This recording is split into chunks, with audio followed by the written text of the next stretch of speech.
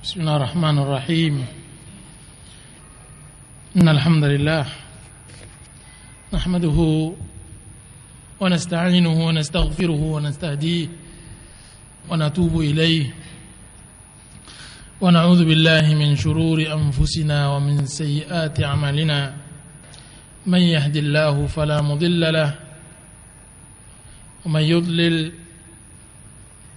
فلن تجد له وليا مرشدا اللهم صل على نبينا محمد وعلى آله وصحبه وسلم. Amma ba'd, kaum muslimin yang dirahmati Allah Subhanahu wa taala, assalamualaikum warahmatullahi wabarakatuh.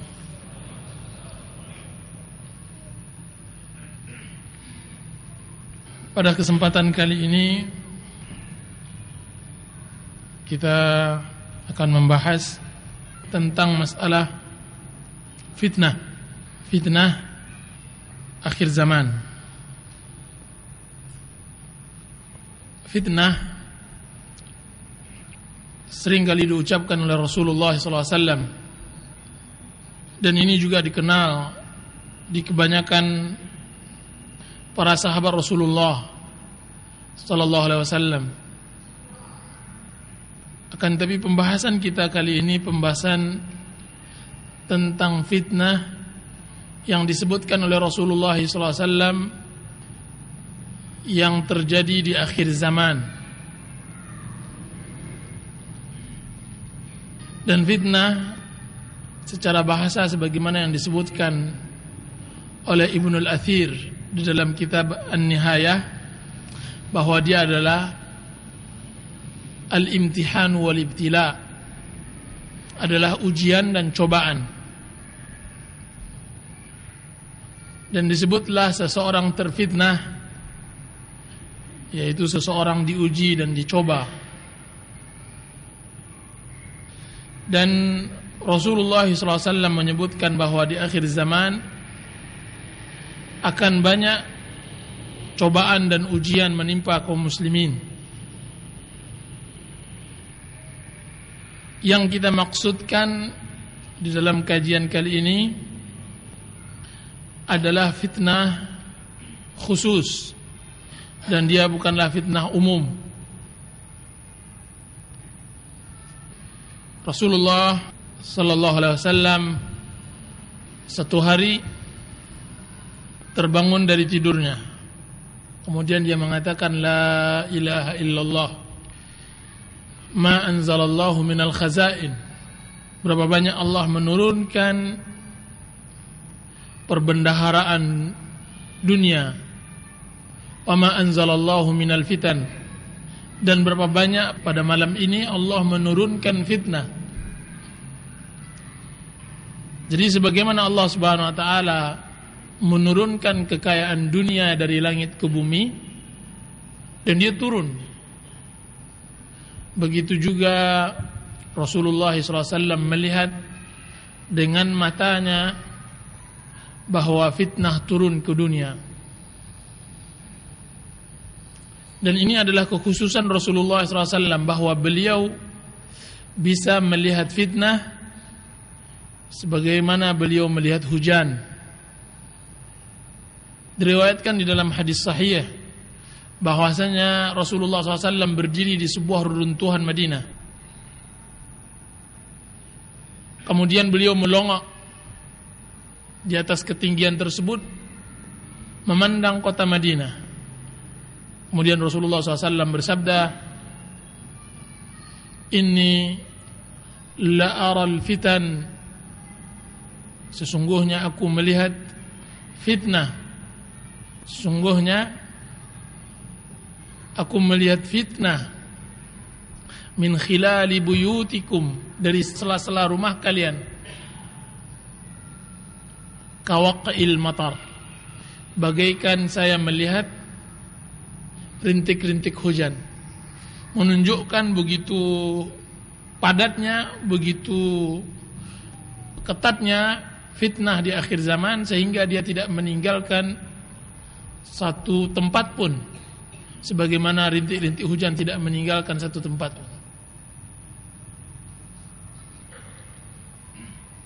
Dan fitnah selalu dimulai oleh para ulama dari hadis-hadis yang diriwayatkan oleh Hudzaifah bin Yaman radhiyallahu anhu, karena beliau adalah satu-satunya sahabat Rasulullah SAW yang memfokuskan diri beliau terhadap hadis-hadis fitnah. Beliau yang paling paham, Hudzaifah bin Yaman. Beliau dikenal dengan sahibu sirri Rasulullah sallallahu alaihi wasallam. Banyak hal-hal yang dikhususkan kepada Hudzaifah yang tidak diketahui oleh semua kaum muslimin, yang hanya diketahui oleh Hudzaifah bin Yaman radhiyallahu an. Dan termasuk tentang fitnah-fitnah di akhir zaman.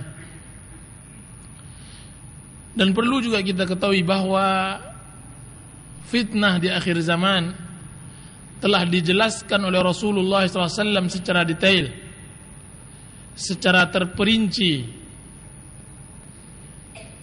bahwasanya Rasulullah SAW pernah mengisi daurah. Kalau seandainya disebutkan daurah yang sangat luar biasa, belum pernah saya mendengar daurah seperti itu. Bahwasanya Rasulullah SAW berdiri di mimbar setelah salat subuh. Kemudian beliau menceritakan tentang ciptaan Nabi Adam sampai hari kiamat. Bercerita sampai masuk waktu zuhur. Kemudian beliau turun. Kemudian beliau salat. Kemudian beliau naik kembali ke mimbar. Kemudian beliau melanjutkan ceritanya sampai datang waktu asar. Kemudian beliau turun. Kemudian beliau salat. Kemudian beliau naik kembali ke mimbar. Kemudian beliau melanjutkan ceritanya sampai terbenam matahari. Sampai terbenam matahari. Tidak ada makan dan tidak ada minum. Semuanya daurah tak ilmu. Disebutkan oleh Hudzaifah tentang daurah ini, maka orang yang paling banyak tahu tentang fitnah dialah orang yang paling hafal tentang daurah yang dia dengar seharian penuh bersama Rasulullah SAW. Seringkali dia melihat fitnah, yaitu Hudzaifah, dan baru dia teringat akan sabda Rasulullah SAW pada daurah tersebut karena terjadi fitnah. Jadi karena sudah lamanya sabda Rasulullah SAW diucapkan, baru teringat akan sabda Rasulullah SAW tersebut ketika kejadian tersebut terjadi. Sebagaimana seseorang melihat seseorang yang pernah dikenalnya, kemudian baru dia kenal ketika sudah melihatnya. Begitu para sahabat ketika melihat fitnah. Fitnah dia mempunyai gerbang dan pintu. Sebelum gerbang itu dibuka, maka tidak ada fitnah. Dan pintunya adalah wafatnya Umar bin Khattab radhiyallahu anhu. Sesuai dengan hadis yang diriwayatkan oleh Imam Bukhari dan Muslim dari Abdullah bin Syaqiq radhiyallahu anhu, beliau berkata, suatu hari aku duduk di dalam majlis Umar. Kemudian Umar berkata, ayyukum yahfazu hadisa Rasulullah sallallahu alaihi wasallam anil fitnah. Siapa di antara kalian yang hafal hadis Rasulullah sallallahu alaihi wasallam tentang fitnah? Maka berkata Hudzaifah, saya ya Amirul Mukminin. Apa kata Umar? Innaka larajulun jari. Sesungguhnya engkau benar-benar seorang laki-laki yang berani. Ceritakanlah kepada saya. Kemudian beliau menceritakan, yaitu Hudzaifah, sesungguhnya Rasulullah SAW bersabda, fitnatur rajuli fi malihi wa ahlihi wa waladihi tukaffiruhu as-salatu was-siyam was-sadaqah. Fitnah seseorang terhadap hartanya, terhadap keluarganya, terhadap anaknya, dan itu akan dihapus oleh salat, oleh puasa dan sedekah. Kemudian Umar berkata, la as'alu an hadhihi. Aku tidak bertanya tentang fitnah ini. Kan tetapi as'al anil fitnah allati tamuju maujal bahar. Kan tapi saya bertanya tentang fitnah yang mana bagaikan gelombang yang besar, ombak besar. Kemudian Hudzaifah berkata kepada Umar bin Khattab, waktu itu beliau menjabat khalifah, "Malaka walaha ya Amirul Mukminin." Sesungguhnya antara engkau dengan fitnah tidak ada hubungannya ya Amirul Mukminin. Inna bainaka wa bainaha baba. Sesungguhnya antaramu dengan fitnah tersebut ada pintu. Kemudian berkata Umar bin Khattab radhiyallahu anhu, "Ayuftahul babu am yuksar?" Apakah pintu dibuka atau didobrak? Maka dijawab oleh Hudzaifah, "Bal yuksar." Kan tetapi didobrak. Apa kata Umar? Menjawab jawaban Hudzaifah, "Kalau begitu niscaya tidak akan tertutup selama-lamanya." Makanya Hudzaifah bin Yaman radhiyallahu anhu menamakan Umar sebagai quflul fitnah, sebagai gembok fitnah. Seakan-akan fitnah itu diturunkan oleh Allah Subhanahu wa taala dari langit, kemudian dimasukkan ke dalam gudang. Kemudian gudang tersebut dikunci dan tidak dibuka-buka sampai wafatnya Umar radhiyallahu anhu, sampai syahidnya. Kemudian tidak akan tertutup fitnah tersebut sampai hari kiamat. Nah, ini yang disebut fitnah khusus. Fitnah khusus, sedangkan fitnah umum yang semua bangsa dan semua umat merasakannya adalah fitnah seseorang terhadap keluarga, terhadap istri, terhadap anak. Ini fitnah umum. Dan ini semuanya akan mengena. Seseorang ketika menikah dia akan fitnah, seseorang ketika mendapatkan harta dia terfitnah. Akan tetapi ini bisa dikafarati, akan ada kafaratnya. Akan tetapi fitnah khusus tidak ada kafaratnya. Sulit untuk menyelesaikannya. Makanya Rasulullah SAW sering memberi nasihat kepada para sahabatnya ketika terjadi fitnah ini. Makanya suatu hari Khalid bin Walid radhiyallahu anhu diutus oleh Umar bin Khattab untuk menaklukkan kota Basrah. Apa kata Khalid? Waktu itu saya sangat enggan dengan perintah Umar, perintah Amir, perintah Khalifah. Kemudian tiba-tiba seseorang datang kepada Khalid bin Walid. Dia mengatakan, "Ya Aba Sulaiman, sesungguhnya fitnah telah muncul." Apa kata Abu Sulaiman Khalid bin Walid? "Wa ibnul Khattab hayy." Dia mengatakan begitu. Apakah fitnah akan muncul sedangkan Ibnul Khattab masih hidup? Lah, tidak. Sesungguhnya fitnah akan terjadi setelahnya, yaitu setelah Umar bin Khattab. Wan nasu biliyan, dan manusia waktu itu tidak mempunyai jamaah, tidak mempunyai amir.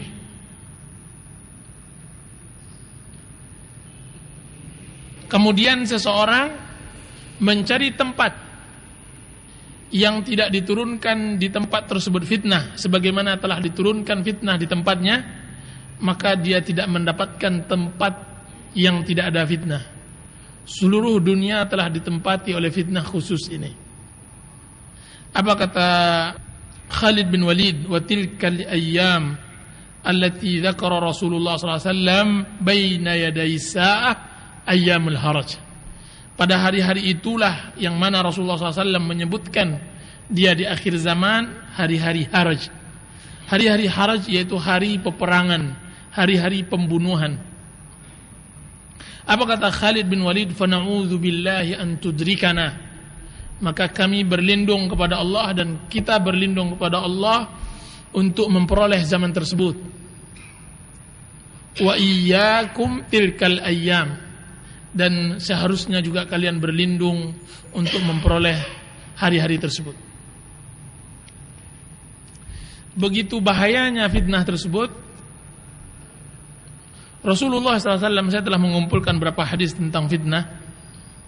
beliau sering memberikan kinayah, memberikan contoh bagaimana bentuk fitnah di akhir zaman. Maka kita sampaikan satu persatu sebagaimana yang telah sampai sama saya. Pertama, bentuk fitnah tersebut dia bagaikan gelombang. Sebagaimana di dalam hadis Umar tadi, Hudzaifah bin Yaman. Apa kata Umar? Saya tidak bertanya tentang fitnah ini, akan tapi saya bertanya tentang fitnah seperti ombak besar bergelombang.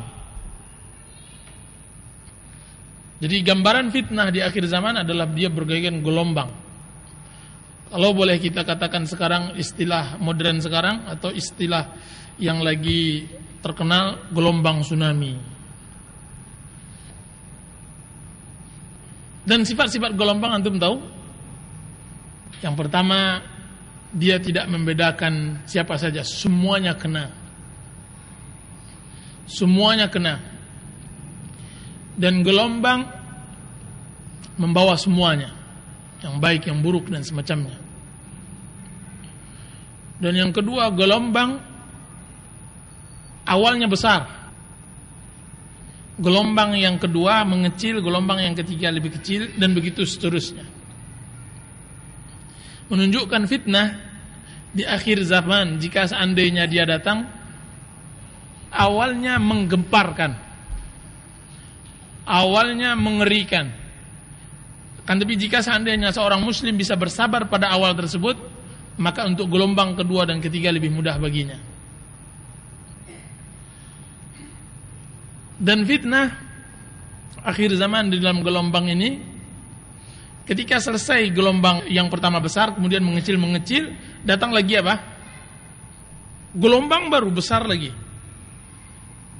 Sampai begitu sampai akhir zaman. Fitnah-fitnah di akhir zaman sekarang ini memang sangat luar biasa. Membesar, kemudian karena bosan orang kemudian mengecil. Sudah itu berubah lagi fitnah model lain. Kemudian membesar, awal-awalnya kali luar biasa besarnya, kemudian mengecil karena orang dah bosan dan semacamnya, mengecil, kemudian membesar dan begitu seterusnya. Apa kata Syekh Masyhur hafizahullah taala? Beliau mengatakan pada abad ke-19, beliau mengatakan dahulu banyaknya muncul kelompok-kelompok. Beliau mengatakan seperti komunis, seperti ajaran ateis dan semacamnya, sekular dan berkembang dan luar biasa. Hampir semua pemuda terfitnah untuk mengikuti ajaran salah satu ini. Kemudian dia mengecil dengan runtuhnya ajaran tersebut. Dan ini disebut dengan fitnah syubhat. Nah, abad 20 sekarang ini muncul lagi fitnah yang berbeda dengan fitnah syubhat, sekalipun tetap ada. Yang sangat luar biasa sekarang adalah fitnah syahwat. Luar biasa gelombangnya. Kemudian nanti mengecil, terus datang fitnah yang sangat luar biasa yang banyak lagi. Itu yang besar-besar, belum yang kecil-kecil lagi. Di dalam masalah dunia fitnah, dunia hiburan, lihat. Dahulu orang heboh dengan kuis-kuis. Sudah itu melompat lagi kan, sudah itu terkenal lagi dunia entertainment ini. Cerita tentang perempuan-perempuan, binatang-binatang itu. Semua orang terfitnah. Sudah itu baru urusan yang kemarin masalah kontes-kontes. Sampai sekarang semuanya dikonteskan. Kemudian lagi selesai, hampir mulai enggak laku lagi, hilang lagi fitnah yang semua orang kena. Kan tapi ini secara kecil. Kalau tidak, hampir setiap sudut permasalahan dunia banyak yang begini contohnya. Dan yang kedua, Rasulullah SAW menyebutkan bahwa fitnah bagaikan awan, kadzullal, yang gelap. Dan awan sebagaimana yang disabdakan oleh Rasulullah SAW tersebut gelap. Yang dahulunya kita mengenal awan sebagai rizki dan rahmat, sekarang awan bagaikan menjadi laknat, menjadi azab bagi kaum. Dia bukan awan rahmat, akan tapi awan laknat. Dan ini bentuk fitnah. Yang ketiga, gambaran fitnah yang digambarkan oleh Rasulullah SAW bagaikan malam gelap gulita. Rasulullah SAW mengatakan, badiru bil a'mali fitanan kaqita'im minal lailil muzlim. Hendaklah kalian bersegera untuk berbuat amal sebelum datang fitnah bagaikan malam yang gelap. Tidak ada cahaya sama sekali. Tidak ada bintang, tidak ada bulan, tidak ada matahari. Semuanya gelap. Orang-orang yang mempunyai fitrah yang suci tidak akan selamat dari fitnah tersebut. Apalagi yang memang fitrahnya sudah tidak lurus. Sebagaimana orang yang mempunyai mata yang jernih, yang bisa melihat, tidak ada manfaatnya ketika dia berjalan di tengah malam. Anda bisa melihat sekarang ketika Anda lewat di tengah malam bisa jalan? Tidak, butuh ada penerangan lagi, yaitu Al-Quran dan Sunnah Rasulullah SAW. Jadi Rasulullah SAW menggambarkan fitnah bagaikan malam yang gelap gulita. Dan Rasulullah SAW juga menggambarkan fitnah yang berikutnya, yang keempat, bahwa cepatnya orang-orang berubah. Sebagaimana dalam hadis Rasulullah SAW bersabda, yusbihur rajulu mu'minan wa yumsi kafira, wa yusbihur rajulu kafiran wa yumsi mu'mina. Pagi harinya seorang mukmin beriman dan sore harinya kafir. Pagi harinya dia kafir, sore harinya dia beriman. Disebutkan oleh Al-Battal bahwa yang dimaksud bukan setiap pagi sorenya dia kufur dan beriman, akan tapi gambaran bagaimana cepatnya seseorang keluar dari agama. Hari ini dia berucap Islam sebagai seorang muslim sejati, sore harinya dia sudah berucap ucapan yang kufur, berbuat perbuatan yang kufur.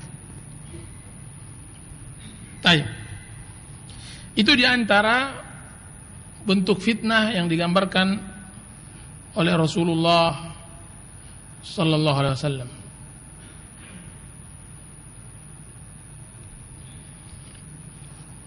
Dan poin ini kita tutup dengan hadis yang cukup panjang yang diriwayatkan oleh Imam Muslim dari Abdullah bin Umar radhiyallahu anhu. Yang meriwayatkannya adalah Abdurrahman bin Abdurrabbil Ka'bah. Apa kata Abdurrahman? Satu hari aku duduk bersama Abdullah bin Umar di bawah Ka'bah, di bawah lindungan Ka'bah, sedangkan dia sedang bercerita kepada manusia. Apa kata Abdullah bin Umar? Satu hari kami bersama Rasulullah. Jadi dia bercerita, Abdullah bin Umar bercerita kepada orang-orang yang di sekelilingnya. Yang dia ceritakan bahwasanya satu hari dia duduk bersama Rasulullah SAW. Kami bersama Rasulullah SAW di sebuah safar, perjalanan. Kemudian kami turun di sebuah tempat. Kemudian seseorang memanggil kami untuk berkumpul. Apa kata Abdullah bin Umar? Maka aku pun sampai di tempat perkumpulan tersebut. Rasulullah SAW sedang berkhutbah.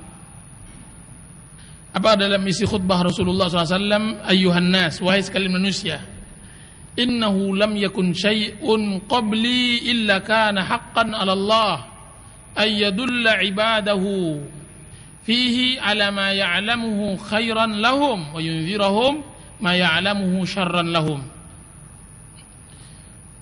Wahai sekalian manusia, sesungguhnya tidak ada seorang nabi pun sebelumku kecuali wajib baginya terhadap Allah untuk menunjukkan hamba-hamba Allah Subhanahu wa taala jalan kebaikan dan menjauhkan mereka dari jalan keburukan. Ketahuilah sesungguhnya kebaikan umat ini ada pada awalnya, dan sesungguhnya akhir umat ini akan ditimpakan bala dan fitnah. Jadi yang mendapatkan kedamaian, ketentraman adalah awal umat Rasulullah SAW. Sedangkan umat di akhir zaman mereka akan ditimpakan bala dan musibah. Bagaimana sifat musibah tersebut? Maka tambahkan sifatnya ini, yuraqqiqu ba'duha ba'dan, bahwa sifat musibah ini menghilangkan musibah, datang musibah menghilangkan musibah yang sebelumnya. Jadi disangka musibah ini besar, kiranya tidak, besok datang musibah lagi yang menghilangkan musibah yang lampau. Kita sangka fitnah ini yang terbesar, kiranya besok datang lagi fitnah yang lebih besar. Sampai-sampai ketika datang fitnah, seorang mukmin berkata, ya Allah, disinilah tempat kebinasaanku. Ya Allah, disinilah aku binasa. Kemudian musibah tersebut diangkat oleh Allah Subhanahu Wa Taala. Kemudian datang lagi. Kemudian seorang mukmin berkata, ya Allah, mungkin disinilah tempat. Maka Rasulullah SAW mengatakan, faman ahabba, barang siapa yang menginginkan dijauhkan dari api neraka dan dimasukkan dari surga, maka hendaklah dia berusaha untuk mencapai cita-citanya sedangkan dia beriman kepada Allah dan hari akhirat. Dan hendaklah dia mendatangi manusia dari apa-apa yang dia cintai orang mendatanginya. Barang siapa yang berbaiat kepada sang imam, maka hendaklah dia berikan ketaatan kepadanya, dan hendaklah dia berusaha untuk mentaatinya selagi dia bisa. Kemudian berkata Abdurrahman bin Abdul Rabbil Ka'bah yang meriwayatkan hadis, ketika aku mendengar ucapan Abdullah bin Umar, aku letakkan kepalaku di antara dua kakiku. Jadi diangkatnya kakinya, diletakkannya ke bawah. Karena bahayanya, karena dia merasakan fitnah itu sudah ada di depannya. Kemudian Abdurrahman berkata, wahai Abdullah bin Umar, sesungguhnya anak pamanmu Muawiyah telah memerintahkan kami untuk makan harta manusia dengan cara batil dan membunuh jiwa kami. Dan Allah Subhanahu Wa Taala telah berfirman, hai orang-orang yang beriman, janganlah kalian memakan harta sesama kalian dengan cara yang batil. Kemudian Abdullah bin Umar mengumpulkan tangannya, kemudian diletakkan di dahinya, kemudian dia tundukkan pandangannya. Kemudian Abdullah bin Umar berkata, taati dia selagi dia mentaati Allah dan Rasulnya, dan ingkari dia selagi dia mengingkari Allah dan Rasulnya. Kemudian apa kata Abdurrahman, apakah engkau mendengarkan sabda-sabda ini dari Rasulullah? Maka berkata Abdullah bin Umar, benar, sesungguhnya aku mendengar dengan telingaku dan aku memahaminya dengan hatiku. Hadis ini diriwayatkan oleh Imam Muslim. Hadis ini sangat panjang, tapi sebenarnya banyak faedah yang sangat luar biasa. Di antara faedah tersebut bahwa gambaran fitnah yang datang di akhir zaman. Dan yang kedua, fitnah yang masuk ke dalam ini banyaknya umara, para penguasa yang zalim, dan seharusnya seorang muslim bersabar dan harus mentaati pemerintahannya selagi dia mampu. Kemudian di mana mulai fitnah? Di sini di mana dimulai fitnah atau tempat fitnah? Sesungguhnya tempat fitnah adalah di timur, dan tepatnya lagi di Najd, dan yang lebih tepatnya lagi adalah Irak. Sesungguhnya Abdullah bin Umar meriwayatkan, dikeluarkan oleh Imam Bukhari dan Muslim, Rasulullah SAW bersabda, kata beliau, Allahumma barik lana fi syamina, ya Allah berikan berkah kepada kami di negeri Syam kami. Ya Allah berikan berkah kepada kami di negeri Yaman kami. Apa kata sahabat? Ya Rasulullah, di negeri Najd kami. Rasulullah mengatakan, ya Allah berikan berkah di negeri Syam kami. ya Rasulullah, di negeri najat kami? Maka Rasulullah mengatakan, ya Allah berikan berkah di Yaman kami. Ya Rasulullah, negeri najat kami? Maka Rasulullah mengatakan, tidak, sesungguhnya di sana az-zalazilu wal fitanu wa biha yatla'u qarnu syaitan. Sesungguhnya di Najd atau di Irak, di sanalah muncul gempa, di sanalah muncul fitnah, dan di sanalah muncul tanduk syaitan. Satu hari diriwayatkan oleh Imam Muslim bahwasanya Rasulullah SAW menghadap ke timur. Kemudian beliau mengatakan, ketahuilah sesungguhnya fitnah ke sana. Beliau menunjuk ke arah timur, mengarah ke rumah Aisyah radhiyallahu anha. Kemudian beliau mengatakan, sesungguhnya fitnah di sana. Sesungguhnya fitnah di sana di mana terbitnya atau munculnya tanduk syaitan.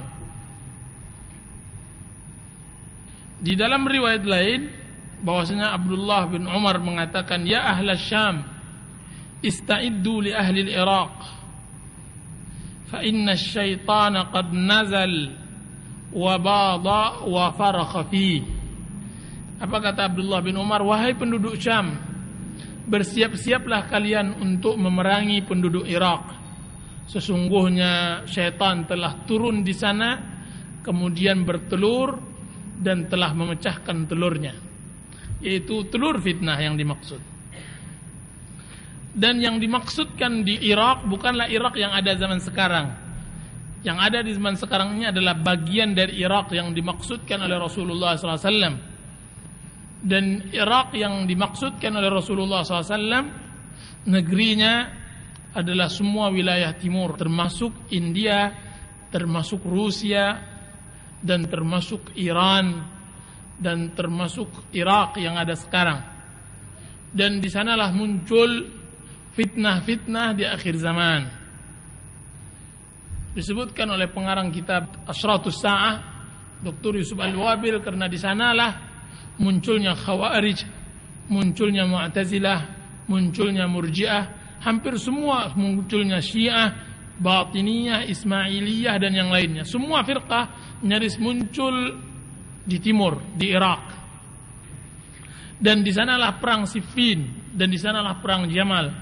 Di sana terbunuhnya Husain dan yang lainnya. Bahkan di sana akan munculnya Dajjal dan keluarnya Ya'juj wa Ma'juj. Dan di sanalah munculnya ajaran Buddha, Konghucu, ajaran Hindu. Dan di sanalah muncul Ahmadiyah, Bahaiyah, Babiyah, dan semua firqah-firqah dan kesesatan di sana muncul.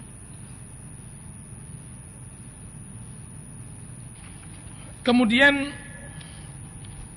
kita masukkan salah satu contoh tentang masalah fitnah.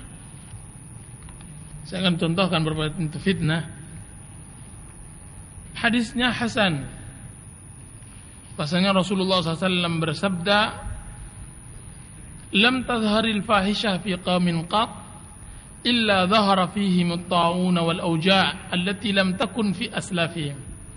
Tidaklah muncul kekejian di sebuah kaum kecuali muncul di sana ta'un dan penyakit-penyakit yang belum ada pada zaman sebelumnya. Wala naqasul mikyala wal mizan illa akhadhu bis-sinina wa shiddatal mu'unah wa jawris sultani alaihim. Dan mereka tidaklah mengurangi timbangan dan mizan kecuali mereka akan ditimpakan kesusahan dan kemarau dan kezaliman sultan.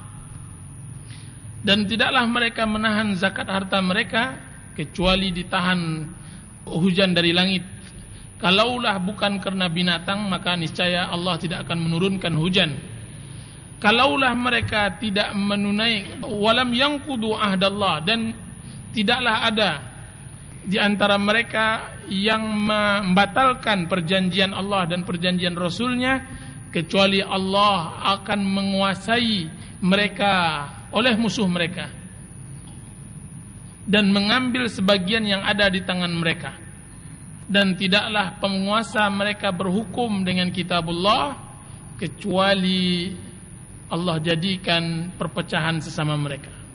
Jadi Allah Subhanahu wa taala menyebutkan semua penyakit umat, kemudian Allah sebutkan satu persatu akibat dari penyakit tersebut. Orang yang membiarkan maksiat maka akan ditimpakan taun, penyakit-penyakit dan yang lainnya. Di antara fitnah di akhir zaman misalnya, Rasulullah SAW bersabda, la taqumus sa'a hatta yatasafadu fit tariqi tafsafudal hamir. Qultu inna dhalika lakain, qala na'am la yakunan. Hadis sahih dari Sahal bin Hanif dari Abdullah bin Amr, bersabda Rasulullah SAW, tidak akan berdiri hari kiamat sampai orang-orang berzina di jalan sebagaimana berzinanya keledai. Maka aku berkata, apakah itu akan terjadi ya Rasulullah? Maka Rasulullah berkata, benar, itu akan terjadi. Kemudian berkata Syekh Muqbil bin Hadi Al-Wadi'i, telah dikabarkan kepada saya bukan dari satu orang saja bahwa ini telah terjadi di Eropa dan di Rusia. Dan kita takut ini akan dicontoh oleh orang-orang yang membuat fitnah dari kalangan kaum muslimin. Kemudian saya berkata, qultu, saya, bahwa telah dikatakan kepada saya dan telah mutawatir beritanya bahwa ini juga telah dilakukan di negeri kita. Kemudian Rasulullah SAW juga bersabda, di antaranya fitnah, diriwayatkan oleh Darimi bahwasanya beliau mengatakan, ketika kami bersama Rasulullah SAW, tiba-tiba seseorang berkata, ya Rasulullah, apakah telah datang makanan dari langit? Maka Rasulullah berkata, benar, telah datang. Ya Nabi Allah, apakah masih tersisa makanan tersebut? Maka Nabi mengatakan, iya, masih tersisa. Terus apa yang dilakukan ya Rasulullah? Bahwa makanan tersebut telah diangkat ke langit. Sesungguhnya barusan ini aku telah diwahyukan oleh Jibril bahwa antara hari kiamat ada dua kematian yang berat, dan setelah itu adalah tahun-tahun gempa, dan setelah itu adalah tahun-tahun gempa. Jadi semua hadis-hadis yang menerangkan tentang masalah asyratus sa'ah, tanda-tanda hari kiamat, itu kebanyakannya adalah fitnah. Semua tanda-tanda yang disebut oleh ahli sejarah dengan asyratus sa'ah, tanda-tanda hari kiamat, itu rata-rata semuanya fitnah. Nah, seorang muslim yang baik dialah seorang yang membaca hadis-hadis yang menerangkan tentang tanda-tanda hari kiamat tersebut, kemudian dia mengamalkan apa yang disabdakan oleh Rasulullah sallallahu alaihi wasallam. Sebagaimana salah satu hadis, saya turunkan satu hadis misalnya, bahwasanya diriwayatkan oleh Abu Daud dan Imam Muslim. Rasulullah SAW bersabda, sesungguhnya akan terjadi fitnah. Orang yang tidur lebih baik daripada orang yang duduk. Orang yang duduk lebih baik daripada orang yang berdiri. Dan orang yang berdiri lebih baik daripada orang yang berjalan. Dan orang yang berjalan lebih baik daripada orang yang ikut bergabung dalam fitnah. Maka berkata seseorang, ya Rasulullah, apa yang kau perintahkan saya? Nah, ini perintah ini yang penting bagi seorang muslim. Maka Rasulullah mengatakan, barang siapa mangkanat lahu ibilun falyalhaq bi ibili, barang siapa yang mempunyai onta maka hendaklah dia menyusul ontanya. Wa man kanat lahu ghanamun falyalhaq bi ghanami, barang siapa yang mempunyai kambing maka hendaklah dia menyusul kambingnya. Wa man kanat lahu ardun falyalhaq bi ardih, barang siapa yang mempunyai tanah maka hendaklah dia menyusul ke tanahnya. Dan barang siapa yang tidak mempunyai sesuatu maka hendaklah dia mengambil pedangnya, kemudian dia pukulkan tempat yang tajam, yaitu pedangnya yang tajam ke batu, kemudian Kalau seandainya dia bisa lari, maka hendaklah dia lari dari fitnah tersebut. Jadi Rasulullah SAW menggambarkan fitnah di akhir zaman seakan-akan dia tidak bisa lepas dari peperangan dan dia harus berangkat. Kalau seandainya begitu, dia harus lari dari fitnah tersebut sebisa mungkin. Maka Rasulullah SAW di dalam riwayat lain juga di dalam Abu Dawud, bagaimana keadaan kalian jika seandainya kalian mendapatkan satu zaman yang mana manusia disaring, tinggallah orang-orang yang hina, yang mereka tidak melihat kepada perjanjian dan amanah mereka, dan mereka berselisih, dan mereka seperti ini, menggabungkan mereka seperti ini. Maksudnya begitu kacau balaunya. Kemudian ditanya oleh para sahabat, ya Rasulullah, apa yang kami lakukan?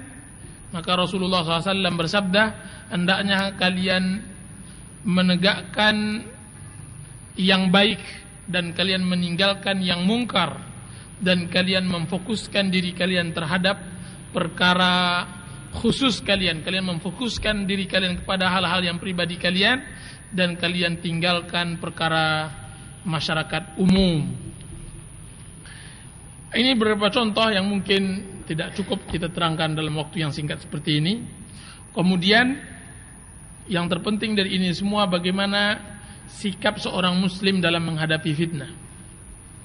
Dalam menghadapi fitnah, pertama seorang muslim hendaknya berdoa selalu kepada Allah Subhanahu wa taala agar dijauhi fitnah.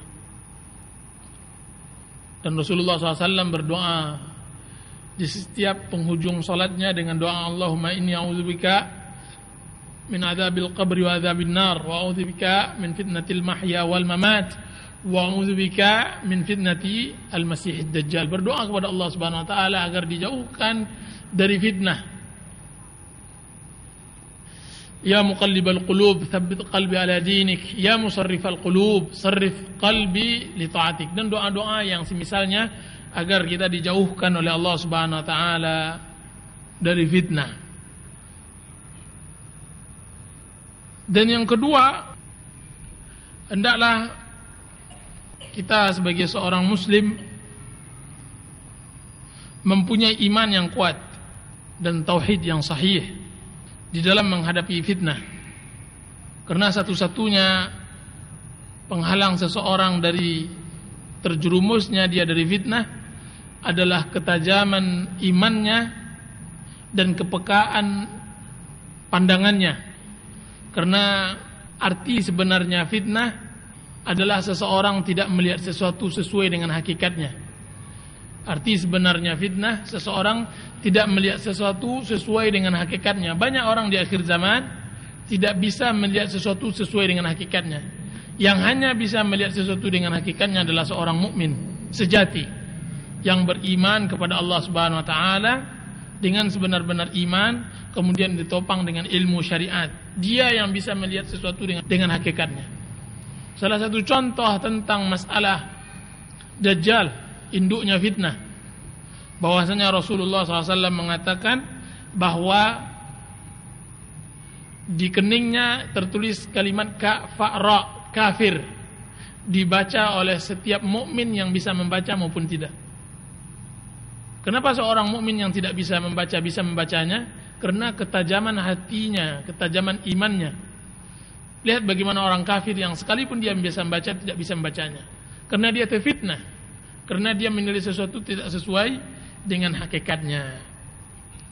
Dan yang ketiga, hendaknya seorang muslim agar terjauhi dari fitnah, dia berpegang teguh dengan sunnah Rasulullah SAW.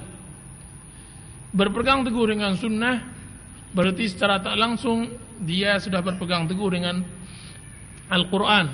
Makanya tidak cukup dengan berpegang teguh dengan Al-Quran, harus berpegang teguh selain dari Al-Quran, harus dengan sunnah Rasulullah SAW sesuai dengan pemahaman para sahabat Rasulullah SAW. Dan kita tahu bahwasanya fitnah Dajjal di akhir zaman, yang bisa terlepas dari fitnah Dajjal adalah orang yang mengetahui ciri-ciri Dajjal dari sabda Rasulullah SAW. Sebagaimana seorang mukmin yang berada di Madinah, dia terlepas dari fitnah Dajjal ketika dia keluar bertemu dengan Dajjal di Sabkhah Madinah. Kemudian dia mengetahui ciri-ciri tersebut dari sabda Rasulullah sallallahu alaihi wasallam. Dan yang berikutnya, berpegang teguh dengan para ulama. Sungguhnya ulama adalah pewaris para nabi, dan merekalah yang bisa menerapkan apa yang diinginkan oleh Allah dan Rasulnya. Dan jika seandainya kita memahami Al-Quran dan Sunnah sesuai dengan pemahaman kita, tidak bertopang kepada para ulama, maka sesat kita, terutama tentang masalah fitnah. Dan berpegang teguh dengan ulama adalah satu-satunya jalan keselamatan. Dan yang kita maksud dengan ulama adalah ulama Ahlus Sunnah wal Jamaah. Kemudian, kalau tidak, banyak sekali sebab-sebab untuk menghalangi fitnah. Tetapi yang terakhir, yang terpenting adalah berusaha untuk beramal saleh selagi ada waktu. Dan Rasulullah SAW bersabda di dalam hadis yang diriwayatkan oleh Zainab binti Jahsh radhiyallahu anha, suatu hari Rasulullah SAW terkejut dari tidurnya. Kemudian beliau mengatakan hadis yang saya bacakan tadi, bahwa berapa banyak Allah menurunkan perbendaharaan bumi, berapa banyak Allah menurunkan fitnah, dan siapa yang akan membangunkan wanita-wanita yang mempunyai kamar, maksudnya istri-istrinya, untuk salat. Jadi Rasulullah SAW mengharapkan jika seandainya terjadi fitnah nantinya, istri-istrinya memperbanyak salat, memperbanyak ibadah, karena akan datang suatu zaman seseorang tidak bisa beribadah karena banyaknya fitnah yang dia hadapi.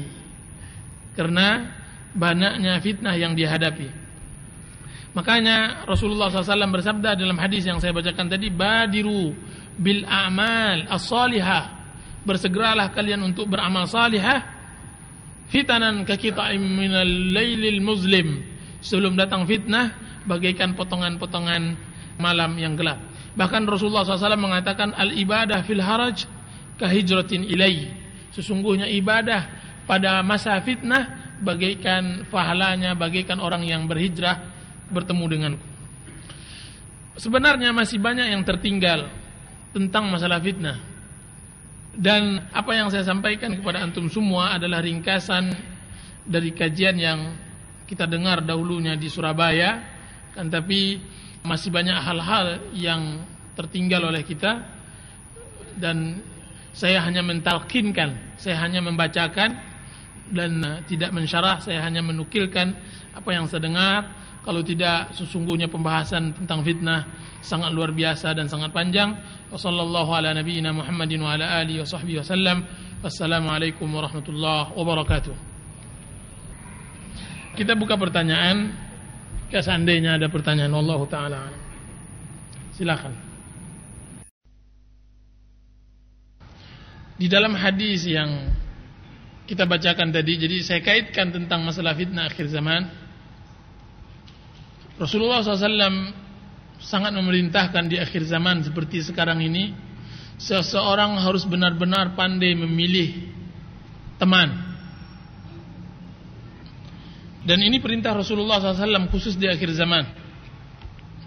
Hendaknya seseorang, sebagaimana yang disebutkan oleh Hudzaifah, sedangkan saya pada hari ini sesungguhnya saya tidaklah memilih kawan kecuali si fulan dan si fulan. Si fulan dan si fulan. Itu pada zaman Hudzaifah, hanya baru berapa tahun setelah wafatnya Rasulullah. Beliau sudah mulai memfokuskan diri dan mengasingkan diri dari banyak orang fitnah. Dan ini termasuk perintah Rasulullah SAW untuk wa alaika bi khassati nafsik, maka hendaklah kalian memfokuskan diri kalian, wada amral amah, dan tinggalkan perkara banyak orang. Karena tidak adanya, disebut dalam hadis tentang masalah fitnah juga, di akhir zaman tidak ada amanah lagi. Sulit seseorang kita dapatkan mempunyai amanah. Bahkan di akhir zaman akan datang pada satu zaman semua orang kampung menyebutnya dia adalah orang yang paling amanah. Semua orang kampung mengatakan kalau ditanya siapa yang paling amanah di negeri itu, maka ditunjuk oleh orang si fulan. Padahal di sisi Allah dia tidak memiliki sebesar biji dzarrah amanah sedikit pun. Pasal di sisi Allah sama sekali dia tidak mempunyai sebesar biji darah, biji sawi tentang amanah sedikit pun. Begitu sulitnya. Makanya apa kata Hudzaifah? Sungguhnya saya hari ini tidaklah memilih kawan kecuali si fulan. Dan yang paling difokuskan dalam masalah ini adalah mencari istri, khususnya di akhir zaman seperti kita sekarang ini. Maka barang siapa yang masih dalam status bujangan, dan barang siapa yang mau menyambung istri kedua, hendaknya dia benar-benar memilih istri yang bisa membantu di dalam agamanya, karena fitnah di akhir zaman sangat luar biasa. Dialah yang dimaksud di dalam Al-Quran dengan as-sahibu bil jamb, sahabat yang selalu berada di rusuk. Siapa dia? Istri. Dia yang akan mengarahkan kita kepada kebenaran. Suatu kesalahan jika seandainya seorang laki-laki mukmin ahlus sunnah memperhatikan kecantikan jauh daripada memperhatikan agamanya. Karena mengarahkan kita kepada kebaikan nyaris tidak ada lagi zaman sekarang ini. Makanya yang terpenting untuk bisa kerjasama yang baik dalam kebaikan, amar ma'ruf, ta'awanu 'alal birri wat taqwa, bekerja sama atas kebaikan dan takwa, adalah istri yang baik, yang salihah, yang jika seandainya kita perintahkan dia mentaati, jika seandainya kita lihat menyenangkan hati, kemudian bisa menjaga dirinya dan bisa membawa kita kepada kebaikan. Ini yang penting, dan ini sangat berharga sekali. Dan ini nasihat yang disampaikan oleh ulama kita tentang masalah akhir zaman. Ini pertama. Dan yang kedua, kiat. Bagaimana kiat jika seandainya seorang suami sudah mendapatkan atau sudah ditakdirkan oleh Allah Subhanahu wa taala mendapatkan istri yang memang belum seperti dia di dalam masalah iltizam, berpegang teguhnya dia dalam agama. Apa kiat-kiatnya? Kita katakan kiat-kiat dalam masalah ini sangat banyak sekali. Kiat-kiat dalam masalah ini sangat banyak. Di antara kiat adalah contoh dari kita sebagai seorang suami. Kadang-kadang kita hidup di dalam rumah tangga penuh dalam pertentangan, penuh di dalam paradigma, paradok. Itu sisi kita ingin menyuruh dia untuk berbuat baik, tapi satu sisi kita melalaikan diri kita. Bagaimana dia akan menyontoh kita dalam kebaikan, sedangkan dia melihat kita juga dalam keburukan. Berikan kepada dia contoh sebagai seorang suami yang baik. Jadi ini yang disebut oleh orang zaman sekarang dakwah bil hal. Dakwah dengan keadaan kita sendiri. Ajarkan kepada dia bagaimana yang benar. Suruh dia salat. Dan kalau bisa kita lebih dari dia, yaitu kita salat ke masjid, kita bisa salat berjamaah dan yang lainnya. Suruh dia begini dan begini, juga kita mempunyai, dan ini menunjukkan kita harus bekerja keras. Ini yang pertama. Dan yang kedua terus, bahwa cari untuknya teman-teman yang baik. Cari untuknya teman-teman yang baik. Kalau seandainya antum mengajarkan istri, misalnya anda mengajarkan istri seharian penuh, kemudian membiarkan selama 6 hari bergaul dengan orang-orang yang rusak, maka tidak ada faedahnya yang anda ajarkan seharian penuh tersebut. Tidak ada faedahnya. Dan jika seandainya anda mengantarkan istri tersebut kepada orang-orang yang bisa dijadikan teladan, qudwah, uswah dan semacamnya, maka niscaya pekerjaan anda akan lebih ringan. Antarkan dia kepada salihat, orang wanita-wanita yang saleh, yang tahu bagaimana dia bermuamalah dengan manusia, bagaimana dia bermuamalah dengan Allah dan yang lainnya. Ini yang kedua. Dan yang ketiga, ajarkan kepada dia ilmu. Yang saya maksud bukan ilmu dunia, kan, tapi ajarkan kepadanya ilmu akhirat. Kitabullah, sunnah Rasulullah SAW. Dan ini akan memberikan manfaat kepada kita juga. Bukan untuk dia saja, tapi juga memberikan manfaat kepada kita sebagai suaminya. Dan saya rasa banyak hal yang harus diajarkan. Dan yang keempat, seharusnya kita harus mengetahui betul tabiat dan sifat wanita. Wanita tidak bisa dikasari. Wanita tidak harus sehari langsung baik. Tidak, dia butuh waktu. Dia bengkok sebagaimana bengkoknya tulang rusuk. Jika seandainya dikeraskan maka akan patah. Jika seandainya akan dibiarkan maka dia akan tetap bengkok. Makanya butuh waktu di dalam meluruskan kebengkokannya, sifatnya dan yang lainnya. Jadi kita sebutkan butuh banyak hal di dalam memperbaiki istri agar dia lebih baik. Kan tapi apa yang kita telah sebutkan mudah-mudahan ada manfaatnya. Wallahu taala alam.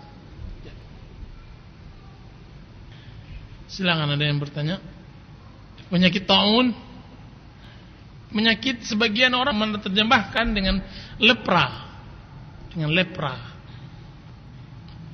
Dan di sini terjadi mukjizat Rasulullah SAW, bahwasanya Rasulullah SAW berdoa kepada Allah Subhanahu Wa Taala agar dijauhkan Madinah dari penyakit ini, dari penyakit taun. Dan ini yang membingungkan ilmu kedokteran. Bagaimana bisa seseorang mengusir, yaitu Rasulullah SAW mengusir penyakit dari sebuah tempat, padahal penyakit tersebut akan berpindah dengan adanya angin dan semacamnya. Dan memang sepenjak Rasulullah SAW mendoakan Madinah agar lepas dari penyakit taun, maka dia tidak pernah terjadi lepra sampai zaman sekarang. Sebagaimana terjadi banyaknya lepra di tempat-tempat yang lain. Wallahu ta'ala alam. Sebagian orang menerjemahkan dengan lepra, kan tapi dia ganas. Yang jelas dia penyakit yang sangat ganas. Wallahu ta'ala alam. Istilahnya orang sekarang kuper, kurang pergaulan. Saya katakan ada perbedaan antara bergaul dengan masyarakat dengan mencari teman sejati. Mencari teman sejati. Kalau bergaul dengan masyarakat adalah hal yang lazim dan harus. Akan tapi bukan setiap orang yang kita bergaul dengannya kita jadikan dia teman sejati. Teman, antum tahu teman yang dimaksud dengan teman sejati. Bagaimana salaf menjadikan temannya sejati? Teman sejati adalah tempat dia melepaskan semua kesedihan, semua duka dunianya kepada orang tersebut. Di mana dia melepaskan semua kerahasiaan yang ada dia miliki, di mana dia tempat dia mengadu setelah Allah Subhanahu Wa Taala. Itu teman sejati. Teman yang apa yang diambil oleh teman tersebut lebih berbahagia, lebih dia sukai daripada apa yang dia tinggalkan. Itu teman sejati. Teman yang mana kalau seandainya dia tidak bertemu dengannya sehari saja, maka susah baginya untuk tidur, menjadi bahan pikiran baginya. Ini teman sejati. Teman yang dijadikan sebagai tumpuan di dalam hidupnya. Dia bayangan, di mana ada dia, di sana ada dia. Ini yang disebut teman sejati. Kalau teman sejati di dalam Islam, teman seakidah, teman yang benar-benar memahami jiwanya, sifatnya, teman yang bisa membantunya dalam kebaikan, teman yang bisa mengarahkannya dalam kebenaran. Mereka bertengkar bukan karena permasalahan dunia, bertengkar mereka karena masalah agama. Mereka bertengkar permasalahan al-haq dan yang batil. Apa kata Allah Subhanahu Wa Taala? Rajulani tahabbani fillah, dua orang yang saling mencintai karena Allah, berkumpul karena Allah, berpisah karena Allah. Ani teman ini dia sudah satu jiwa, dia satu jiwa. Apa kata Hasan bin Ali? Siapa yang kalian anggap teman zaman sekarang? Tidak ada satupun sekarang ini yang dia bisa dijadikan teman.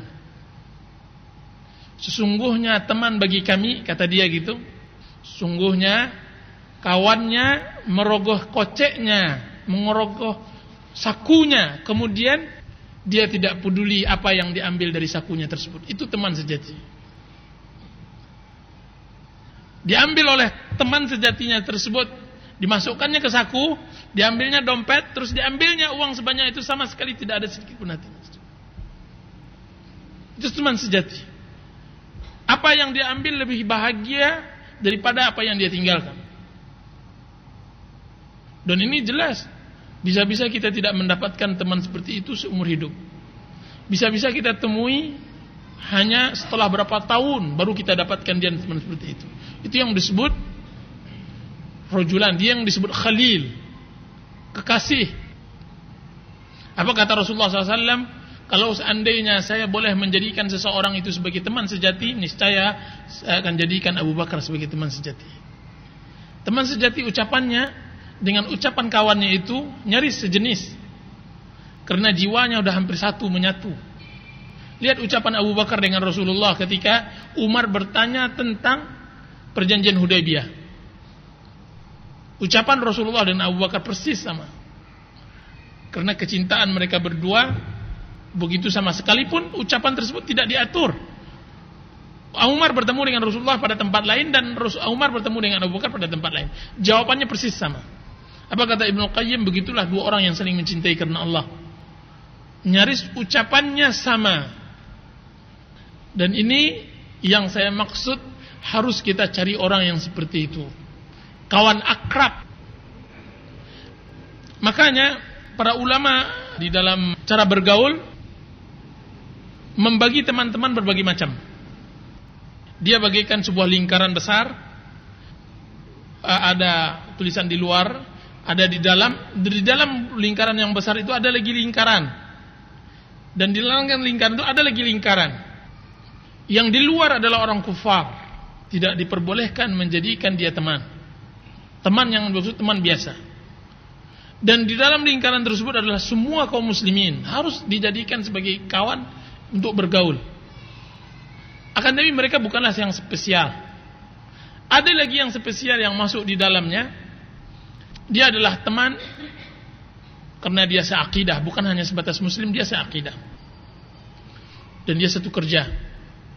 Spesial. Jelas tidak sama orang yang satu akidah, satu kerja, satu usaha dengan orang muslim lainnya. Berbeda cara penanganannya. Dan ada yang lagi titik yang paling kecil adalah teman benar-benar sejati. Nah, teman ini lebih khusus, bermuamalah dengannya lebih khusus lagi. Nah, seorang muslim tetap bergaul dengan sesama masyarakat muslim, dan harus baginya untuk bergaul. Tidak boleh seseorang mementingkan dirinya sendiri. Tidak boleh seseorang hanya bergaul dengan sesama mereka, kan tapi hendaklah dia menyebarkan kebenaran dimanapun. Kan tapi di dalam bergaul dia harus memisah-misahkan. Makanya Rasulullah SAW mengatakan al-arwahu junudun mujannadah. Jiwa itu bagaikan tentara yang berbaris. Fama ta'arafa fiha ya'talaf wa ma tanakara fiha ikhtalaf. Jiwa-jiwa yang sudah saling mengenal, maka dia saling mengasyikkan. Asyik cerita dengannya. Sedangkan jiwa-jiwa yang tidak saling mengenal, enggak bisa cerita. Dia bersih, enggak ada permusuhan antara kita dengannya, tidak ada dendam dan tidak ada apa-apa. Akan tapi 5 menit saja duduk dengannya sama dengan 5 jam. Permasalahannya apa? Tidak satu jiwa.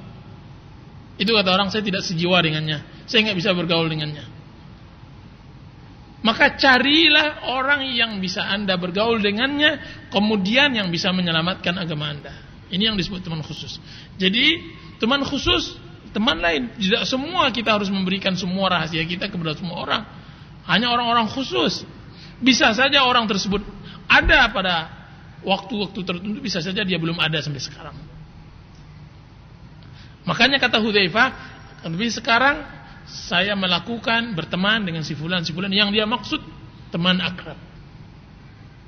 Tapi bergaul dengan kaum muslimin tidak benarkan kita kurang pergaulan dengan kaum muslimin. Harus kurang pergaulan. Ya, wallahu ta'ala alam. Ya, silakan.